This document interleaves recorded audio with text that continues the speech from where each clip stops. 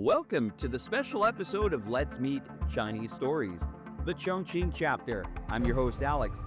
In April, Chongqing enjoys beautiful weather, and on this lovely day, the city is hosting a special event. From April 20th to 22nd, Chongqing is holding a thematic briefing titled Stories of the CPC, Achievements of Chongqing in Practicing Xi Jinping Thought on Socialism with Chinese Characteristics for a New Era. This event, more than 200 representatives from over 50 countries will spend 3 days in Chongqing, sharing their genuine experiences and insights into the stories of China's modernization efforts.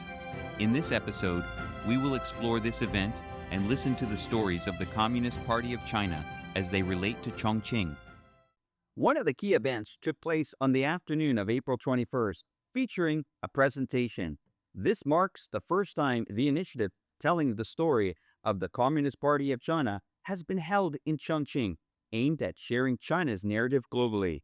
What stories did representatives from various sectors in Chongqing share to illustrate the city's vibrant practices in striving to write a new chapter of Chinese modernization? Let's find out.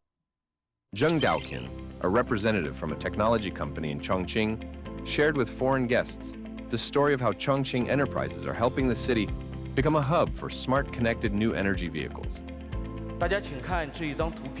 Please look at this picture. This is Ceres Ito M9, manufactured in Chongqing. Their super factory, responsible for assembling tens of thousands of components, where strict requirements govern part specifications and installation sequences. Manual management inevitably leads to errors.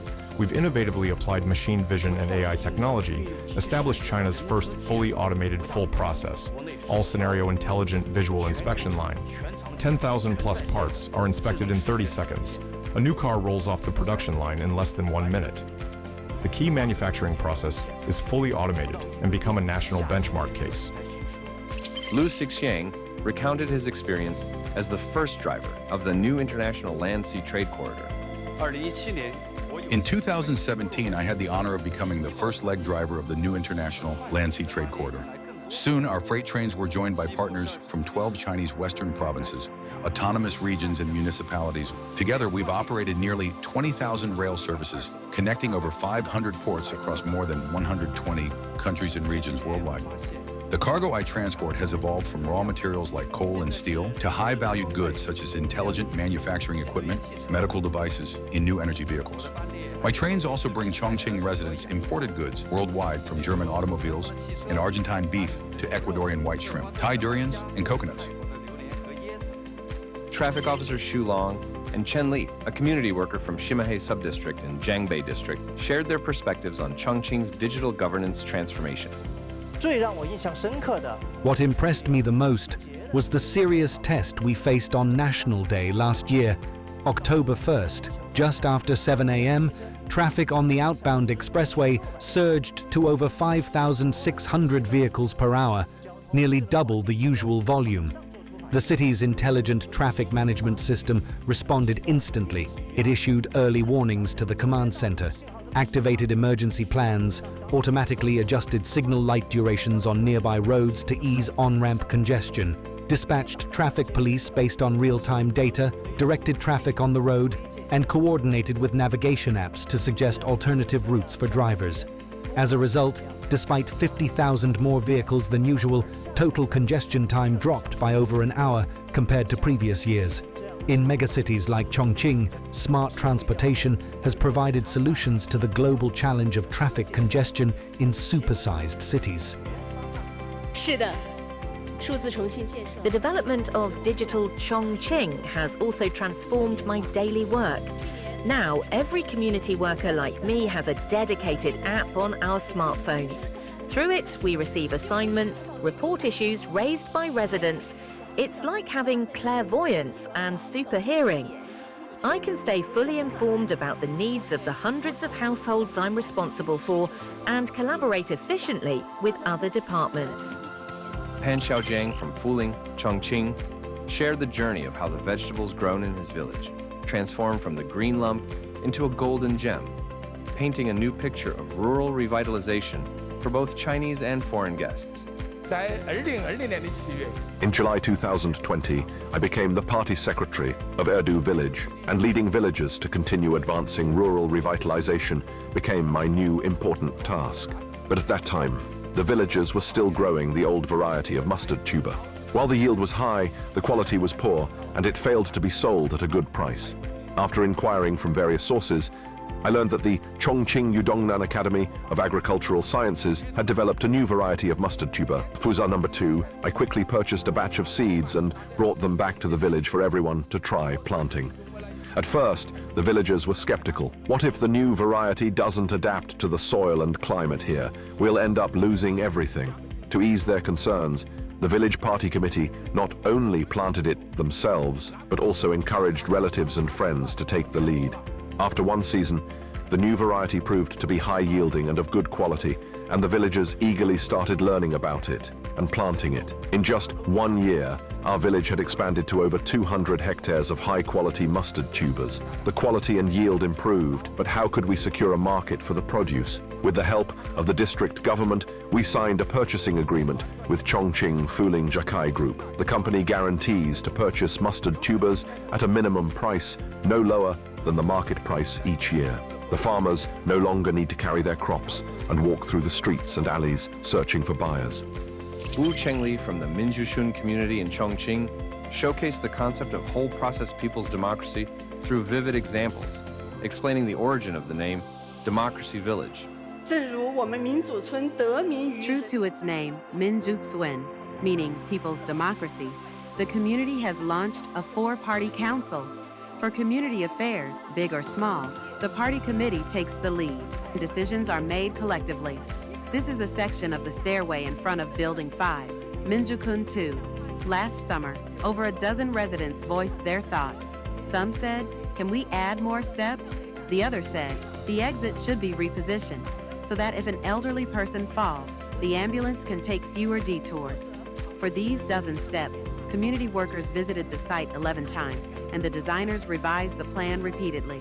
In the end, the slope and direction of the steps were adjusted exactly as the residents suggested.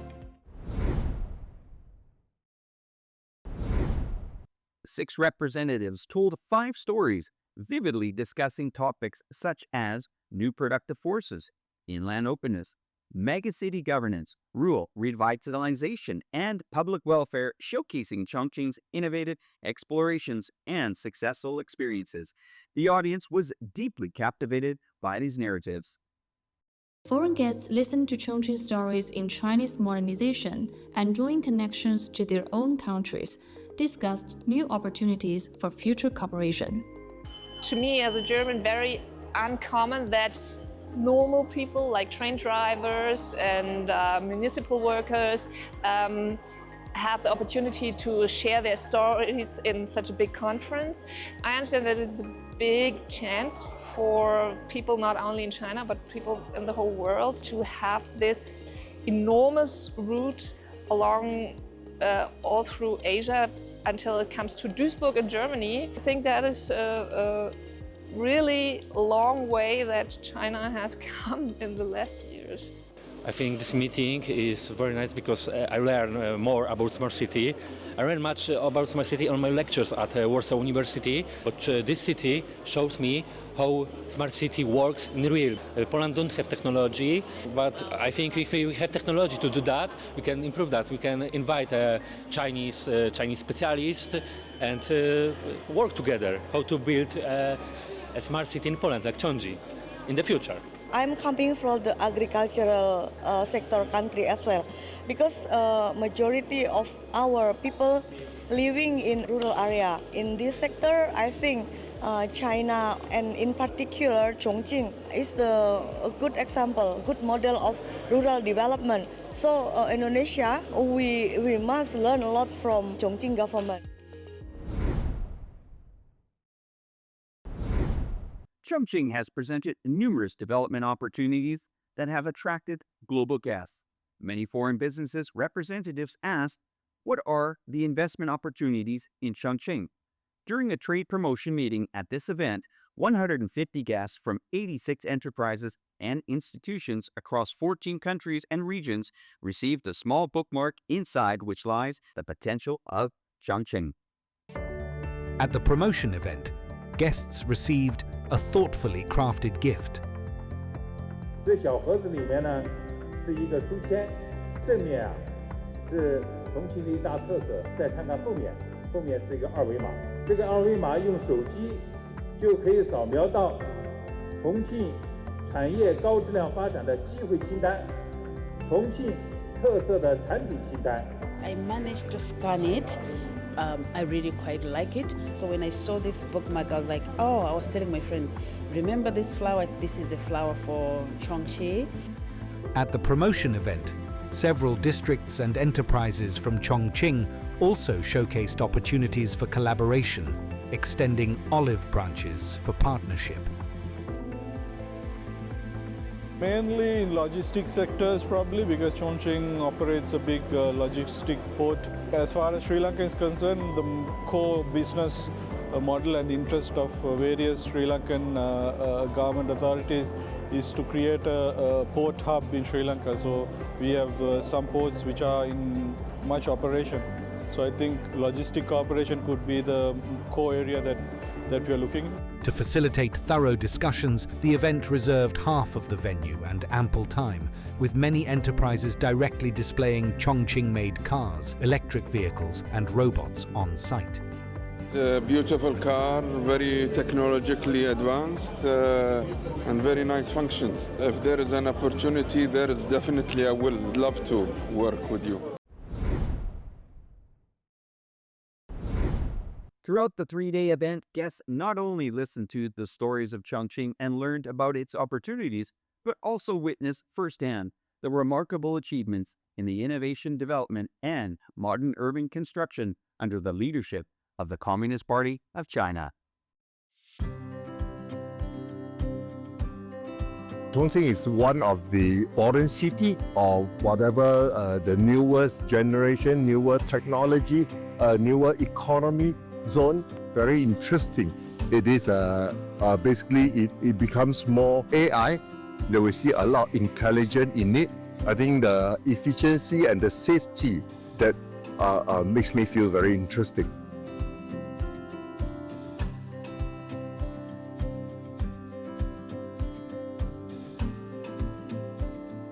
When I first come here, I was so impressed because the village is so tidy, clean, and warmly atmosphere over here, and cheerful. I think this is one of the very good example for us to follow, to try to learn and apply in our country, is Vietnam. I'm most impressed by by how you combine the traditional and the modern way of lifestyle, and you take care very well for the elderly, which is very good for social welfare in general.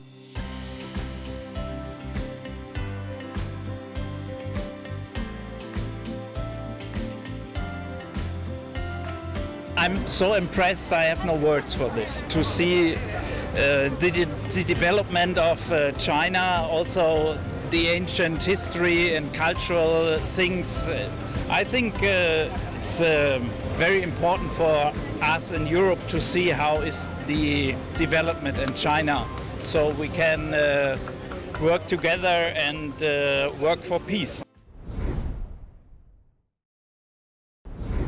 Through vivid stories, Chongqing showcases the vibrant life of Chinese modernization to the world, revealing the limitless opportunities for development and the city's steadfast steps in advancing this process. Let's look forward to Chongqing adding more exciting chapters to the story of China. This wraps up this episode.